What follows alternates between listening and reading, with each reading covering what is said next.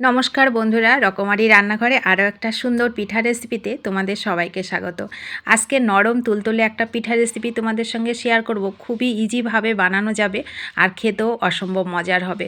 3 থেকে 4 দিন রেখে খেলেও এই পিঠাটা একই রকম নরম আর সফট থাকবে। সেই পিঠা রেসিপিটাই আজকে তোমাদের সঙ্গে শেয়ার করব। আশা করি সবারই ভালো লাগবে। সবাই সাথে থাকো সুন্দর রেসিপিটা শেষ পর্যন্ত দেখার জন্য। আর আমার চ্যানেলে যারা নতুন আছো তারা চ্যানেলটি প্লিজ একটু সাবস্ক্রাইব করে পুরো ভিডিওটা দেখার জন্য তাদেরকে অনুরোধ রইল। আর যারা সাবস্ক্রাইব করেছে তাদেরকে তো অসংখ্য ধন্যবাদ। তো এই পিঠাটা তৈরি করতে বেশি কিছু লাগবে না, শুধু লাগবে ময়দা আর সুজি। দুটো উপকরণ থাকলে এই সুন্দর পিঠাটা যে কোনো সময় কিন্তু আমরা বানিয়ে নিতে পারি। তার জন্য আমি প্রথমে একটা বাটি নিয়ে 2 বাটি ময়দা এখানে নিয়ে নিলাম, 1 বাটি সুজি নিলাম। একটা বাটির মাপ করে সবগুলো ঠিকঠাক করে নিলে পিঠেগুলো খুব সুন্দর হয়।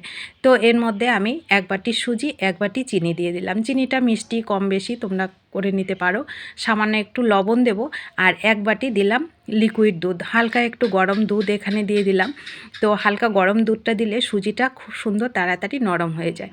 আর 1 বাটি হালকা গরম জল দিলাম এখানে। হালকা গরমই দিতে হবে, বেশি গরম দেওয়ার কোনো দরকার নেই। দিয়ে এইবার ভালো করে শুকনো উপকরণগুলো মেখে নিয়ে এইগুলোকে মেখে নেব। কোনো রকম দলা যেন থাকে না। দলা থাকলে পিঠেগুলো কিন্তু খেতেও ভালো হয় না, বানানোটাও ভালো হয় না। তারপরে আমি আরও হাফ বাটি জল এখানে অ্যাড করলাম, মোট দিলাম আমি 1.5 বাটি জল। 1.5 বাটি জল অল্প অল্প করেই আমি দিচ্ছি, পুরোটা একবারে দিলাম না, কিন্তু অল্প অল্প করে 1.5 বাটি জল দিলাম, 1 বাটি দুধ দিলাম। আর পরিমাপটা ঠিক থাকলে পিঠেগুলো খুব সুন্দর কিন্তু ফোলে এবং লেগেও যায় না, ফেটেও যায় না। ভালো করে মেখে নিয়ে কিছুক্ষণ ঢেকে রাখবো। ঢেকে রেখে কিছুক্ষণ ঢেকে রাখলে সুজিগুলো খুব সুন্দর সফট হবে, নরম হবে। তো দেখুন আমি 1.5 বাটি জল অল্প অল্প করে দিয়ে ঢেকে রেখেছি। কিছুক্ষণ ঢেকে রাখার পরে আমি এই যে আবার ফিরে এসে দেখুন কত সুন্দর শক্ত হয়ে গেছে। এইবার এর মধ্যে আরও অল্প একটু জল দিলাম।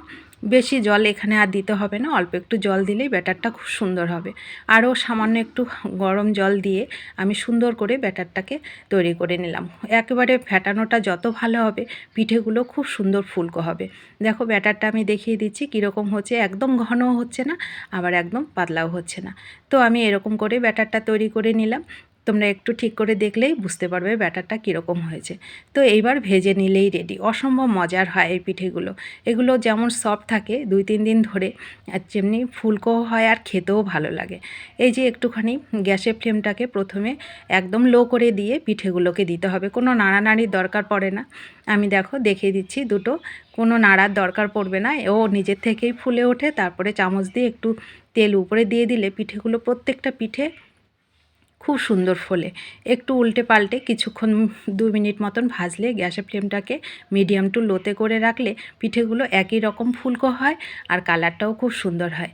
দেখো কত সুন্দর পিঠেগুলো, প্রত্যেকটা পিঠে ফুলকো ফুলকো হয়েছে, খেতে অসম্ভব মজার হয়। তোমরা একদিন হলেও বাড়িতে তৈরি করে খাবে আর ছোট্ট করে একটু কমেন্ট করবে ভিডিওটি তোমাদের কেমন লেগেছে।